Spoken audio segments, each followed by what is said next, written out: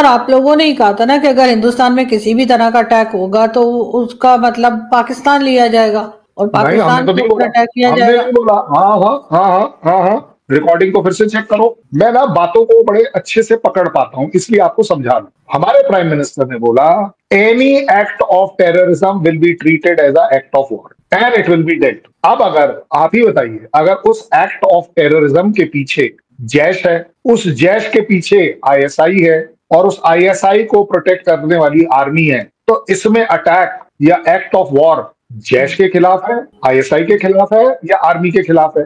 मैं आपको एक प्रपोजल दे रहा हूं, अभी दे रहा हूं। वो एक्ट ऑफ वॉर जैश के खिलाफ है। आप अलाउ करो ना, आप करिए। फटाफट डीजीएमओ को बोलिए, फोन करे, भाई साहब ये रहा जैश का हेडक्वार्टर, ये रहा बंदा, चलिए आ जाइए, उठाइए इसे। हम भी परेशान हैं, हम भी परेशान हैं, ये हमारे भी काबू नहीं है। आप ऐसा, आप उनको अगर प्रोटेक्ट कर रहे हैं तो दैट मीन उसके पीछे कौन है, मास्टर हैंडलर कौन है? अगर इंडिया का हैंडलर जैश है तो जैश का मास्टर हैंडलर कौन है? आईएसआई क्यों नहीं है? और अगर है तो फिर एक्ट ऑफ वॉर में डाउट क्या रह गया? That means it is a state sponsored terrorism. State is a wrong word, it is a army sponsored terrorism. आपकी आवाम थोड़ी ना आती है हमारे को टेररिज्म कराने के लिए। आवाम के पास तो रोटी दाल रोटी के लिए अपना टाइम निकालना है, उसके लिए पैसे इकट्ठे करने। बट बड़े मेच्योरिटी के साथ मैं बोल रहा हूं और आपको जिम्मेदारी लेकर बोल रहा हूं, it will be a act of war on the person organisation जिसने ये किया है। अब आप डिसाइड करिए ना कि वो कौन है। अगर वो तार मुझे आरजू काजमी तक लगते हैं तो मैं आरजू काजमी को टारगेट करूंगा। मैं आरजू काजमी को टारगेट इसलिए नहीं करूंगा क्योंकि आरजू काजमी इज अ इनोसेंट आवाम। वो बेचारी खुद सफर कर रही है, आवाम, आप नहीं। उस आवाम के अपने 50 प्रॉब्लम है, इसलिए मैं कारपेट बॉम्बिंग नहीं करूंगा। इसलिए मैं कोई भी इस तरह की रिस्पॉन्सिबल चीज नहीं करूंगा। मैं आपको थ्रेटन नहीं करूंगा कि आवाम छुप लो, अपने अपने खड्डे खोद लो, अपने अपने शेल्टर्स ढूंढ लो, क्योंकि हम कुछ करने वाले हैं। You also know it, Pakistan army also knows it. हमने हर बार आपके सिर्फ और सिर्फ टेररिस्ट कैंप को निशाना बना। अब आप उसे प्रोटेक्ट करना चाहते हैं, well that is your choice. आपने पिछले बार ऑपरेशन सिंदूर में 9 टेररिस्ट कैंप को प्रोटेक्ट करने के लिए हमारे तरफ अपने ड्रोन्स भेजे थे, आपने अपनी मिसाइल भेजी, वहां से बात बढ़ गई और हमने आपके 13 एयर स्टेशन या जो भी बोल दीजिए, बात वहां तक चली। अदरवाइज बड़ी क्लैरिटी है इन चीजों के बीच में। India never wants to escalate. और मैं आज भी जिम्मेदारी से कह रहा हूं कि अगर इस बार भी जैश पाया जाता है रिस्पॉन्सिबल, और अगर जैश के ऊपर किसी भी तरह का कोई अटैक किया जाता है, मान लीजिए मेरी बात, it will be a pinpointed attack only on Jaish. We don't want Jaish, अगर वो इसके पीछे। लेकिन अगर उस जैश के पीछे आईएसआई है, well there is a war, there is definitely a war.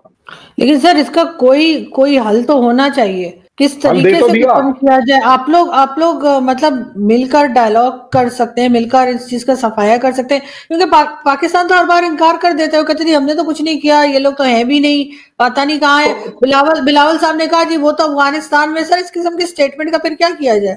नहीं देखिए, जो जिस तरह की स्टेटमेंट देगा उसे भुगतना पड़ेगा। हमारे प्राइम मिनिस्टर ने स्टेटमेंट दे दी कि it will B act of war. अब प्राइम मिनिस्टर उससे वापस नहीं जा सकता। आपकी कंट्री तो छोड़ो, यहीं पर इतने जूते पड़ने शुरू हो जाएंगे कि भाई साहब हमारे प्राइम मिनिस्टर ने कहा था, जिम्मेवारी आ गई ना, कि एक किसी भी तरह का टेररिज्म का एक्ट जो है वो हम टॉलरेट नहीं करेंगे। मैं आपको आज बता रहा हूं, हमारे प्राइम मिनिस्टर ने कहा कि हम आपके न्यूक्लियर ब्लफ को बंद करते हैं, आज के बाद हम इससे नहीं डरेंगे। आप मत, आपने जो करना है कर लीजिए, इस ब्लफ को चला लीजिए। हमें मालूम है आपके पास है न्यूक्लियर वेपन्स, बट हम उसे नकारते हैं। लेकिन सर अंदर भी तो देखना चाहिए ना। आपके यहाँ से, मैं ये नहीं कह रही आप गलत कर, एक बात कह रही हूँ, अंदर आज आपके यहाँ से 4-5 लोग भी और पकड़े गए हैं जो कि जिनके पास वेपन्स थे या जो कि कुछ गलत कर रहे थे, और उनमें से मेजॉरिटी जो थे वो डॉक्टर तक थे, पढ़े लिखे लोग थे। सात में से 5 डॉक्टर पकड़े गए हैं, 2 बचे हुए हैं। तो मैं सर आपके सामने बोल दे रहा हूँ। तो सर अंदर भी तो सर देखना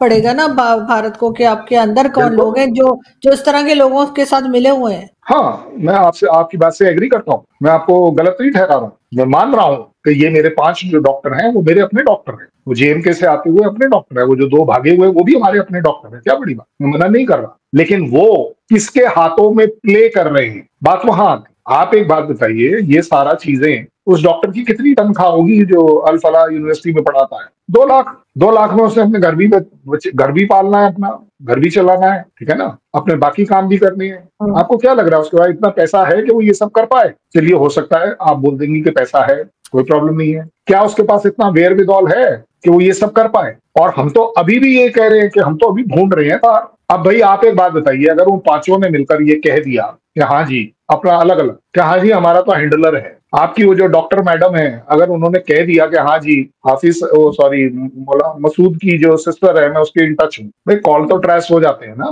कौन कहाँ क्या कर रहा है। आजकल तो टेक्नोलॉजी का मामला है, तो ऐसा तो नहीं। अच्छा, अब आएगी बात कि हम आपको प्रूफ दें या ना दें। चलिए आप एक बात बताइए ना, आप क्यों नहीं प्रूफ देते? Pakistan should also give the proof ना, कि नहीं जनाब, ये जो कॉल्स जो हैं, ये जो मसूर की जो वाइफ है, वो सॉरी सिस्टर है, उसका कॉल रिकॉर्ड ये रहा, और उसमें आपकी इस मैडम के 3 कॉल ये रही। आप क्यों नहीं करते? Innocence has to be proven, it should be visible. आप सीधे मीटिंग कर आप बातें ये चलनी शुरू कर दी कि पाकिस्तान तो अटैक की तैयारी कर रहा है, कि इंडिया अटैक करने वाला है। क्यों भाई? हमने तो नहीं कहा, हमने कहीं नहीं कहा हम आपके ऊपर अटैक करने वाला है। हमने तो त्रिशूल एक्सरसाइज में भी नहीं बोला, आपके यहाँ पर अपने आप पता नहीं कैसे शुरू हो गया कि नहीं जी अटैक होने वाला है। वो सर क्रीक लेने के लिए चक्कर में है, 10 तारीख को एक्सरसाइज खत्म हो गई, हमने तो सर क्रीक नहीं दिया। तो ये अफवाह उड़ा कौन रहा है और क्यों उड़ा रहा है? अफवाह पाकिस्तान इसलिए उड़ा रहा है क्योंकि आवाम को मिसगाइड करना है कि इंडिया के नाम से तुम यूनाइट हो जाओ और अपनी फौज का साथ, और आपके ऊपर जितने भी अत्याचार हो रहे हैं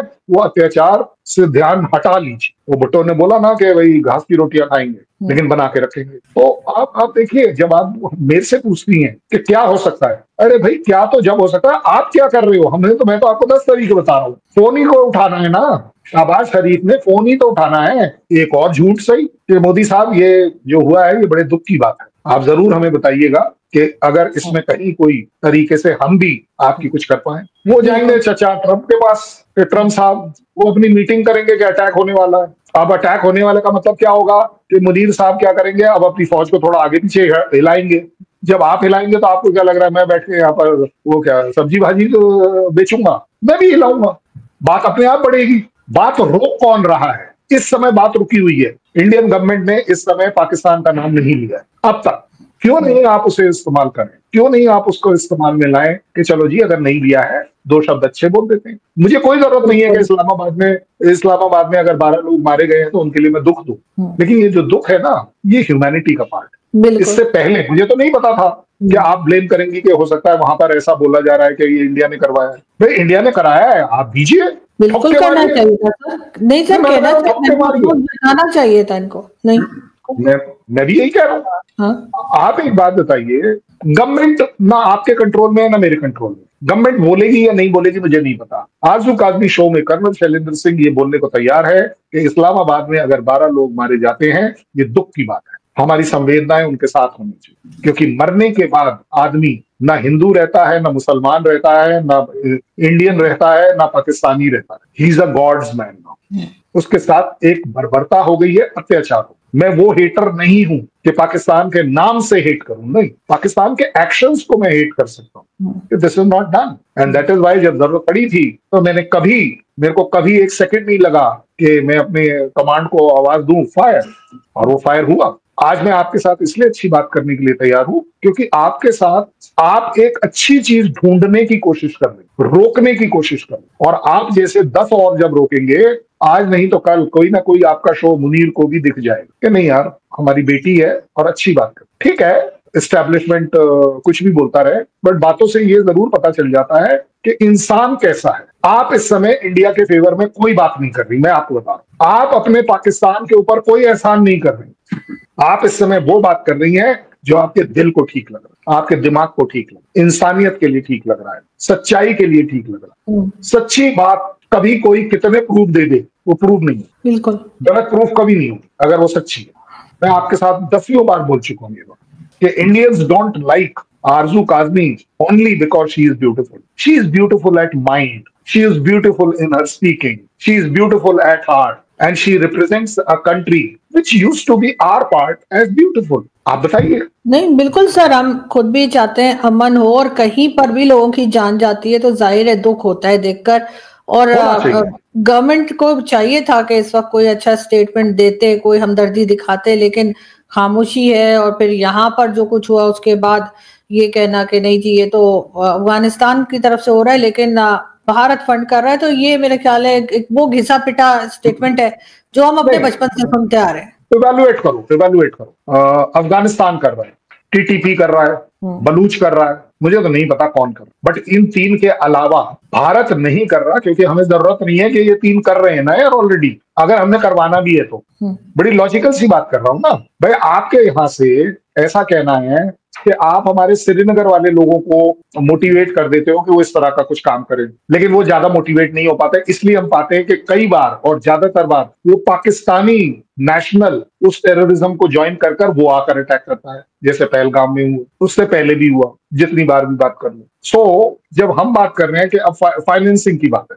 भाई आप एक बात बताओ, टेरर फाइनेंसिंग के तो पाकिस्तान एक्सपर्ट है भाई।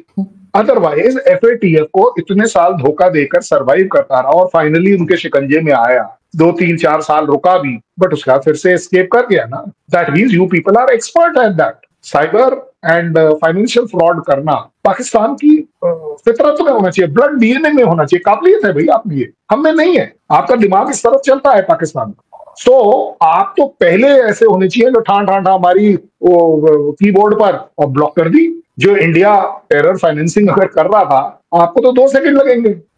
बिल्कुल पकड़ ले उसको, बिल्कुल प्रूफ दे और कर ले, बिल्कुल नहीं उसको सीधे FATF में ले जाओ भाई, मेरे को क्यों दोगे? क्योंकि आपका मेरे पर तो विश्वास नहीं होगा ना।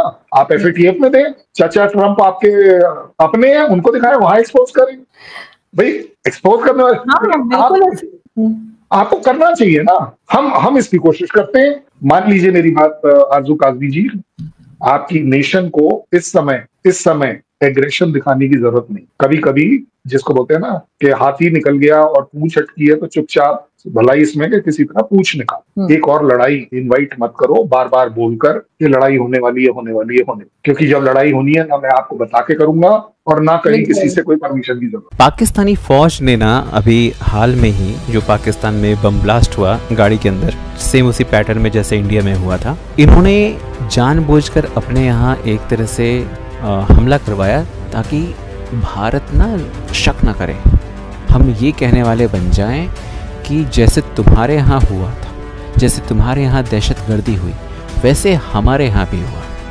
इतने बेवकूफ़ नज़र आते हैं क्या? समझ नहीं आता, क्योंकि तुम्हारे लोगों के अंदर जो कीड़ा है ना जिहादीपन का, उसमें ये चीज़ था। मार दो मर जाओ, कोई घंटा फ़र्क नहीं पड़ता है। तुम्हारी आर्मी के लिए किसी बंदे को मरवाना कोई बड़ी चीज़ नहीं है। इन्होंने डर के मारे अपने ही लोगों को मरवा दिया, ये कहते हुए कि हम भी दहशतगर्दी से परेशान हैं, हमारे यहाँ ही भी हमला हुआ है, तो आप ना उंगली नहीं उठा सकते। तो जाहिर सी बात है। और रही बात ये जो चीमा बोल रहा है कि भाई आप अपनी फ़ौज के ऊपर ही उंगली उठाएंगे तो फिर कैसे चलेगा? तुम्हारी फ़ौज के ऊपर तुम्हारे लोग उंगली क्यों ना उठाएं? उठाना चाहिए, हालांकि उठा नहीं रहे हैं अभी, उठाना चाहिए।